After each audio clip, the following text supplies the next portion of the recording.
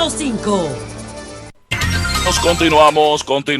Continuamos en Sol de la Tarde. Bueno, doña Consuelo, vamos a continuar el tema anterior porque quería referirme a lo de Punta Catalina y... Sí, pero ahora tenemos a Valentín. Valentín. ¿Llegó Valentín? Al doctor, sí, ya está aquí. Valentín, por favor, prende el micrófono.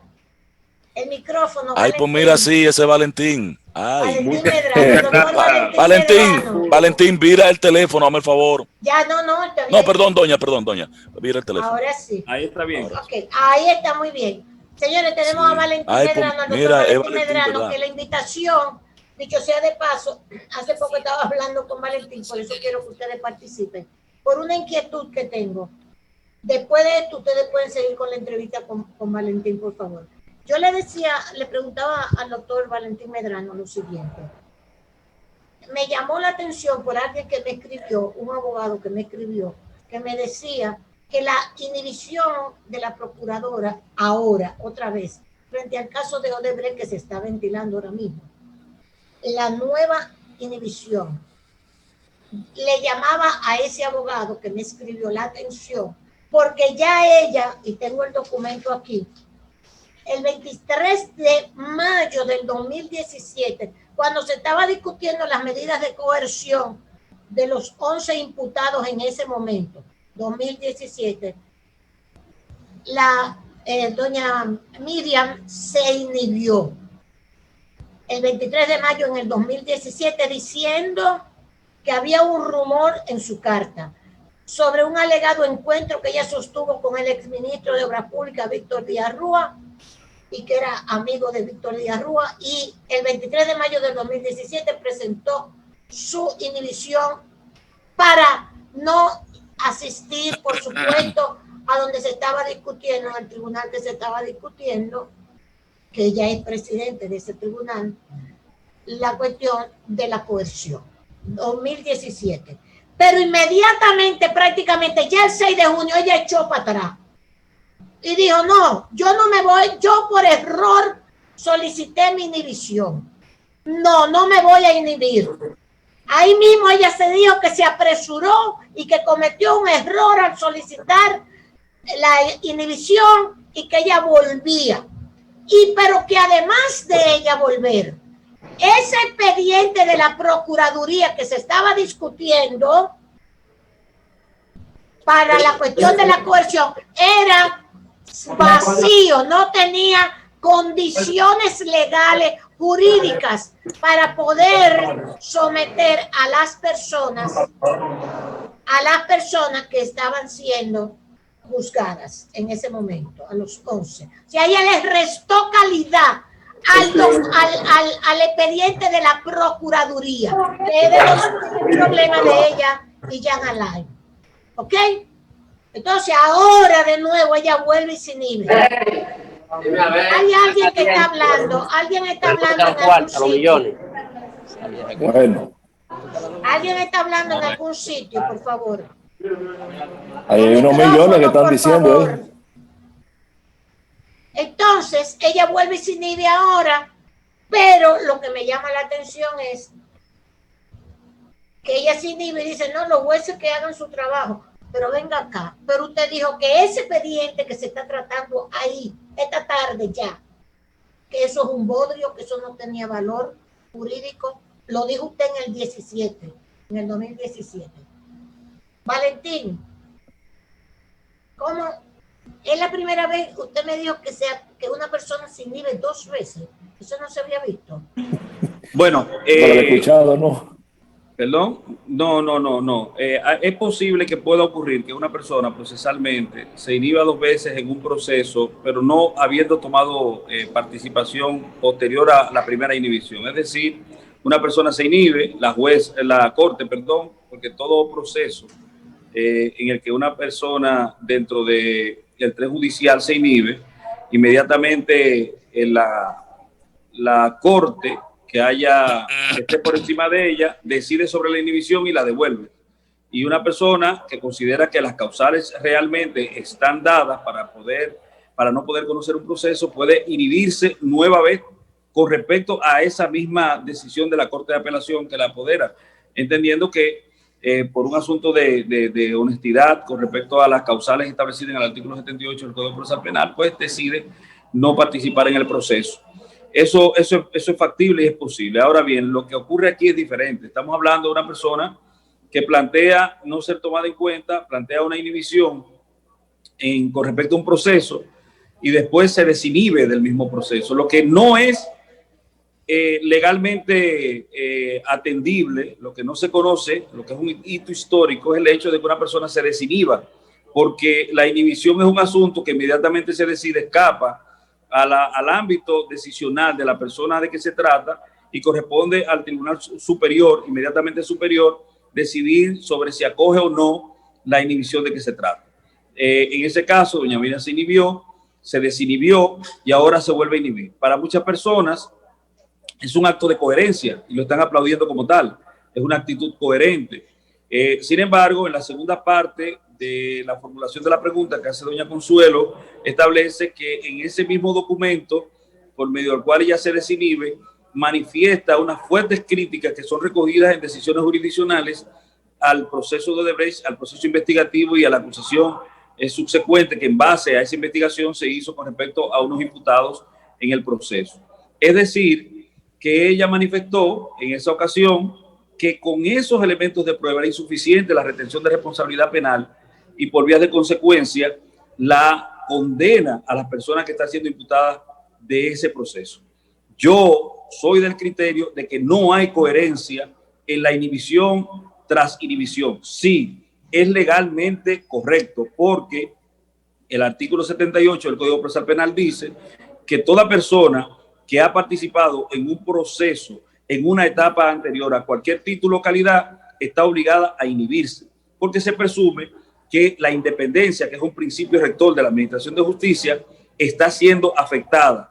Está siendo afectada la imparcialidad también, porque esa persona ya creó juicios en la etapa anterior. Pero ¿qué ocurre en este caso? Que ahora doña Miriam no es una jueza. Doña Miriam se rige actualmente por los principios establecidos en el artículo 170 de la Constitución de la República para el Ministerio Público. Y si usted como juez consideró ayer que los elementos de prueba eran insuficientes para la retención de responsabilidad penal y condena de las personas imputadas, mal haría usted desde el punto de vista de la responsabilidad, que es un principio rector de lo que consagra para con el Ministerio Público el 170, mal haría usted mantener esa acusación, mantener a personas presuntamente inocentes sometidas a un proceso, para que un juez que se equivoque condene a unos inocentes. Entonces, de forma responsable, lo que sí yo entiendo que debió hacer el Ministerio Público a la cabeza, la magistrada Miriam Germán, es retirar esa acusación. Porque si usted entiende que eso es insuficiente para la retención de responsabilidad penal y ahora mismo usted es la cabeza del Ministerio Público, por un principio rector de derecho, por ejemplo, que nace de la máxima que todo el mundo le reconoce a Voltaire y que fue agrandada por Benjamin Franklin, es peor condenar a un inocente que absolver a 20 culpables o a 100 culpables. Es decir, que es preferible absolver a un culpable que condenar a un inocente. Y en el momento en que hizo alusión al proceso, en el momento en que de alguna forma dentro del proceso judicial, teniendo responsabilidades en el mismo, la magistrada retrató existencialmente ese proceso, decía que esos elementos de prueba no podían servir para la retención de responsabilidad penal. Así que yo considero que lo que es incoherente es no haber retirado la acusación. Lo coherente hubiese sido hacerlo.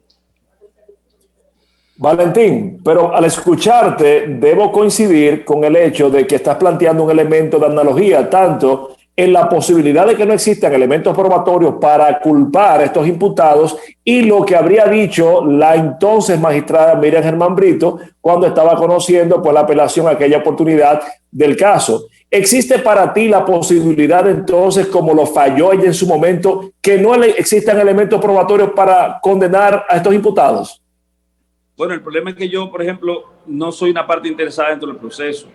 Yo podría considerar cualquier cosa. O sea, yo puedo considerar que el proceso es robusto penalmente, procesalmente atinente y que puede propender futuramente a la retención de responsabilidad penal y condena. Pero yo no soy una parte en el proceso. Y de hecho, nunca he sancionado el proceso como una parte activa dentro del mismo. Es decir, yo no he sido ni juez ni parte. Ella sí. Ahora, ella como juez dijo en su momento que eso no servía para tener responsabilidad penal. Para nada. Y yo no puedo decir como juez una cosa y como fiscal otra, independientemente que son roles diferentes, pero hay un problema. Los dos son auxiliares de la justicia, los dos son parte de la justicia. Sobre todo que el Ministerio Público tiene una obligación de objetividad establecida en el artículo 170 como el segundo principio nodal de la función del Ministerio Público, que es recoger pruebas a cargo y a descargo. Y por vía de consecuencia, por el principio de mínima intervención y los demás principios que consagran la función del Ministerio Público, el Ministerio Público no puede acusar ni mantener una acusación contra personas que son inocentes. Si usted lo sabe inocente, el inocente no se toca, no se molesta. Y si usted sabe que hay una persona inocente, aunque sea condenada, usted como Ministerio Público tiene la obligación de llevar a efecto acciones tendentes a la consecución de eliminar ese lastre desde el punto de vista procesal. Entonces, yo creo que independientemente de que obligatoriamente, por una obligación legal establecida en el artículo 78, la magistrada debió o tenía que inhibirse, pero antes de hacerlo o en sustitución de esa condición, ella podía lícitamente darle una respuesta a las garantías penales sustantivas que según sus manifestaciones anteriores se encontraban en un dislate, en una afectación, en una situación de arbitrariedad con respecto a los imputados de Odebrecht. No es que yo comparte el criterio, debo decirlo, no necesariamente comparto el criterio. Lo que sí yo sé que a nosotros nos han obligado a pensar, a creer que el Estado tiene un sistema de mínima intervención y que el Estado cuando interviene es porque tiene el criterio claro de que una persona ha ajustado o definido en su conducta una norma proscriptiva, un delito, lo ha definido en su conducta. Y si usted tenía claro ayer como juez que eso no ocurrió, hoy como Ministerio Público no puede tener una situación diferente. Y la única persona que puede trazar directivas directas, o sea, dar órdenes directas con respecto a la conducción de un proceso, es justamente la procuradora y la directora de persecuciones. Si eso no sirvió ayer para retención de responsabilidad penal en un criterio, no sirve hoy, no debería servir hoy. Hoy no puede servir, pero si no puede servir, ¿cómo tú mantienes a esa gente sometidas a un proceso? O sea, ¿cómo tú mantienes tus fiscales subalternos? ¿Cómo tú lo mantienes acusando a esas personas? ¿Por qué? Si tú dijiste ayer que ese expediente no servía. Es una pérdida de tiempo y lo que nosotros en términos procesales llamamos como una afectación a la economía procesal, la celeridad procesal, la ocupación de personas, bueno, hasta en gastos se incurre, porque, por ejemplo, Wilson Camacho, que es el nuevo director del PEC, que está dirigiendo a los fiscales en ese proceso, Wilson gana 250,000 pesos al mes. Y cada mes que él pase ahí en ese proceso, cada día que pase en ese proceso, estamos hablando de que económicamente está afectando al Estado dominicano. Cuando es un proceso que según la cabeza del Ministerio Público no tiene desde el punto de vista de la retención de responsabilidades por vía de las pruebas que han sido ofertadas, la posibilidad de que aterrice en una condena. O sea, estamos perdiendo tiempo. Pero en el caso de Wilson, Valentín, ella también demuestra algo de incoherencia, por lo menos se pierde la lógica, porque ella está reconociendo el trabajo de este joven cuando lo promueve. Además, alguien tiene que decirle a la magistrada que ese expediente, que quizás no está sustentado como ella entiende, ha progresado en justicia. Progresó ante el juez que conoció, que hizo el juicio a las pruebas.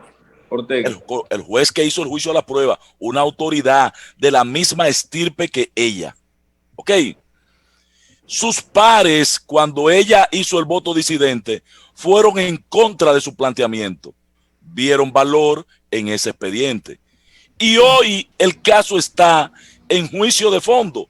Algo hay en ese expediente que le permite a la justicia caminar todo el tramo que ha caminado y llegar al punto de entrar a un juicio de fondo. Algo hay.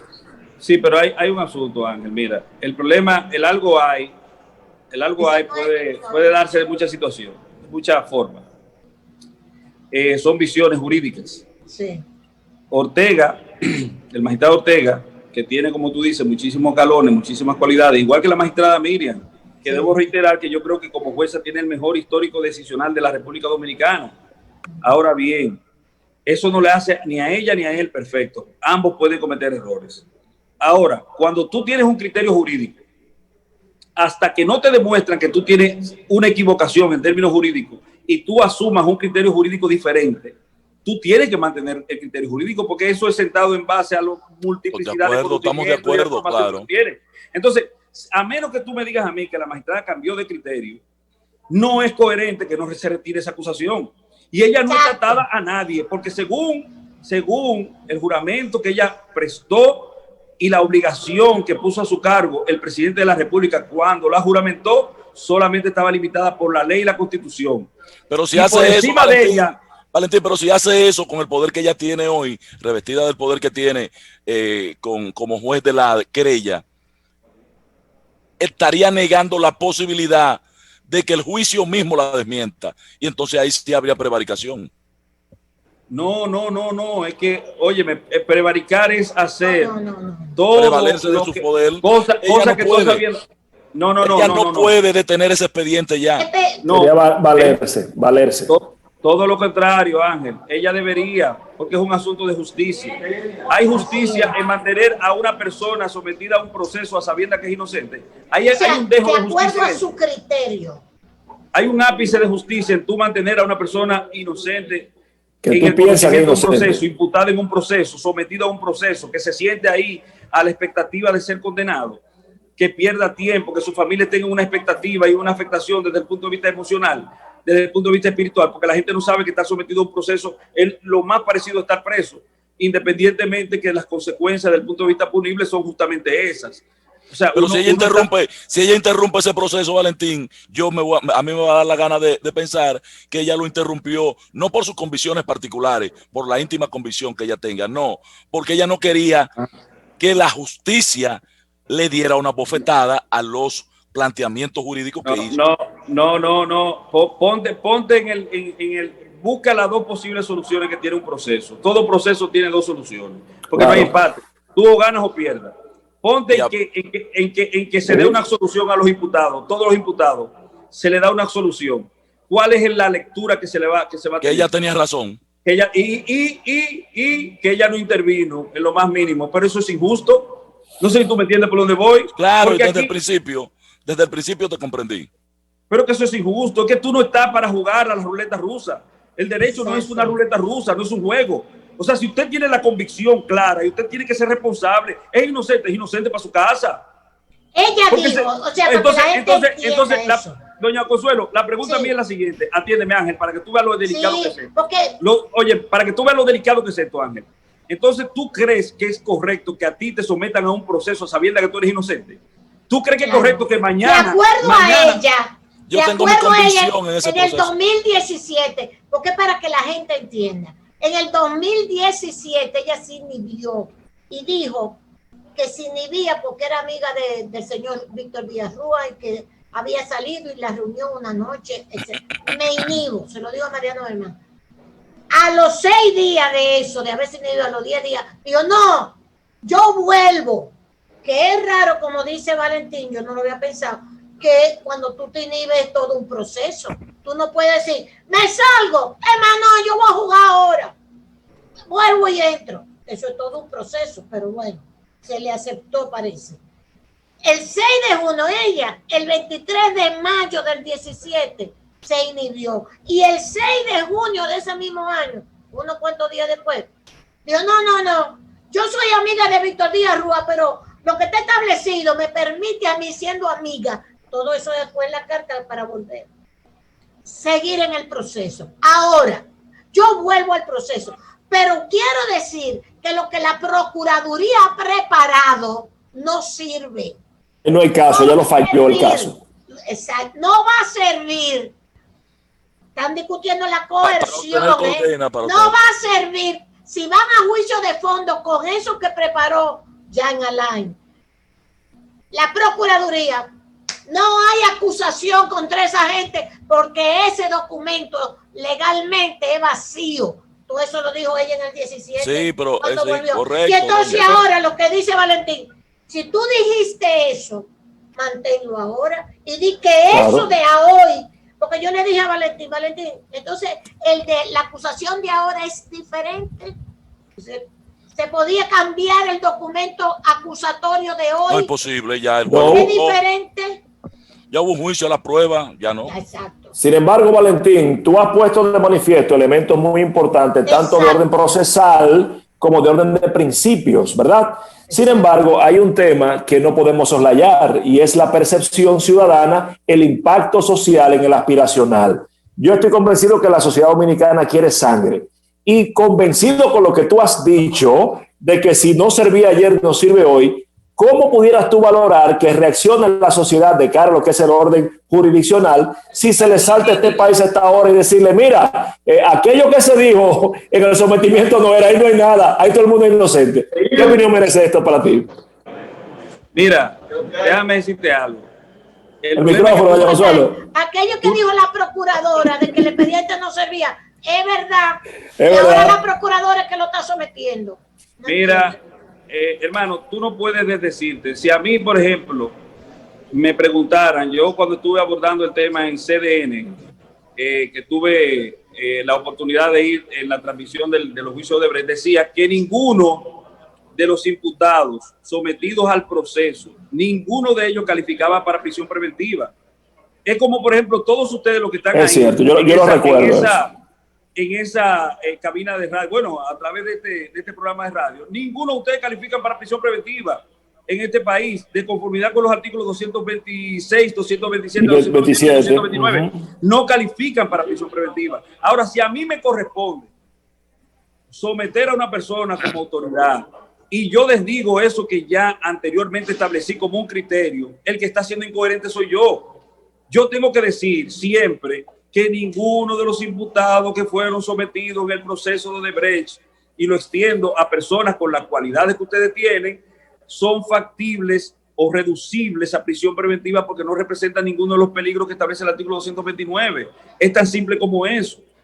Valentín, pero tú le estás echando una vaina y le estás diciendo incoherente al juez, a Ortega. ¿A quién? No, pero Ortega al no juez Ortega. El juez Ortega, oye, el juez Ortega ordenó prisión. Y quienes liberaron a esa persona no fue el juez Ortega. No, pero me refiero al tema doctrinariamente. Él planteaba absolutamente todo lo contrario. Sí, pero eso en la academia, en la academia. Es lo que él está diciendo. No. El juez Ortega, en su criterio, que dista del mío, porque él no tiene por qué tener mi criterio. En su criterio, esas personas representaban peligro de fuga, que es el ámbito de discusión que establece la normativa procesal penal para lo que tiene que ver con medidas de coerción. Claro, artículo 226. Para mí no, esos son criterios. Para la Corte después, la Suprema Corte de Justicia, en su sala penal, cuando conocieron el recurso, determinaron o coincidieron con el criterio mío y establecieron que esas personas debían estar en libertad. Bueno, ya están en libertad. Ahora, lo que yo exijo, lo que yo pido, lo que yo creo que es atinente, que es correcto, que es coherente con lo previamente manifiesto, es que el Ministerio Público retire esta acusación. Porque tú no puedes, vuelvo a reiterar. Lo que ella dijo en el 17. Oiga, yo no estoy tomando mis criterios. Los criterios que yo establecí en la transmisión del proceso no son los criterios que estoy estableciendo, o sea, son los mismos criterios que estoy estableciendo ahora. No se desdicen de lo que estoy diciendo ahora. Entonces, ella es cabeza del Ministerio Público. Exacto. No hay nadie dentro del Ministerio Público por encima de ella. No hay nadie, no hay liazón, no hay carretera de doble vía o de comunicación con la presidencia de la República que por vía de consecuencia no recibe órdenes. Entonces, ¿qué era lo correcto? ¿Qué era lo sensato? ¿Qué era lo legal? De acuerdo a lo que ella dijo en el 17. De acuerdo a lo que es retirar esa acusación. Debió haberla retirado. Y eso no le hacía daño a nadie. Eso no le hacía daño a nadie porque lo único que se robustece es el sistema de justicia. Porque lo correcto es que cuando una persona es inocente no sea sometida a ningún proceso. Valentín, tú y yo hemos discutido esa situación. Es imposible. Pero es imposible, pero es bueno que que Valentín lo haya resaltado, esta situación legal. Porque la verdad es que si ella dijo eso en el 17, sí, en el 2017, ahora que es procuradora debería decir, Valentín, ese expediente que preparó la Procuraduría no sirve. Lo digo ahora y lo dije en el 2017. Doña Consuelo, Ángel iba a decir algo. Eso es lo que hemos resaltado. Óigame esto, doña Consuelo. Ángel iba a decir algo que tiene que ver con la postura que yo he asumido con respecto a este proceso. Yo he dicho que si me tocara a mí la responsabilidad de liderar el proceso de Brecht, yo lo convierto en un asunto de evasión fiscal y con todo el mundo yo llego a un acuerdo ahí y lo pongo a pagar impuestos. Yo he dicho eso. Sí. Si a mí me hubiesen nombrado Procurador General de la República, hace rato que yo hubiese resuelto el proceso de la forma en que yo consideraba, porque tenía que mantener ese criterio que he esposado a través de los medios de comunicación. Sí, pero los yanquis no quieren eso, los yanquis quieren sangre. Ese es un proceso para llevarse al PT de Lula, a Lula y a todo el que estaba simpatizando con Lula. Es un proceso político manejado por los Estados Unidos. Cerca de mi casa, doña Consuelo, hay un banco de sangre. Sí. Oye, hay un banco de sangre. El que quiera que vaya a buscar allá. Sí. No, pues yo los invito a pasar por ahí si es lo que quieren. Pero eso es una sociedad no crece, una sociedad no se desarrolla con sangre. Bueno, una sociedad moderna. Pero la historia se escribe así, Valentín, tú lo sabes. Odebrecht es un proceso de los norteamericanos. Por eso cogen a participación ciudadana, por eso los verdes, por eso la marcha, por eso la corrupción, por Odebrecht, lo que sea, porque todo era en contra de Lula y el PT. Por ahí fue que empezó todo esto. Valentín, tú has sacado una arista que sí, muy importante, oído, muy importante. Yo tampoco. Te felicito sinceramente, porque es simplemente decirle a la procuradora, si usted dijo que el expediente ese, la Procuraduría de Jean Alain no lo había preparado bien y que no iba a poder resistir un juicio de fondo, la acusación que se hace contra esa gente, porque ese expediente no servía.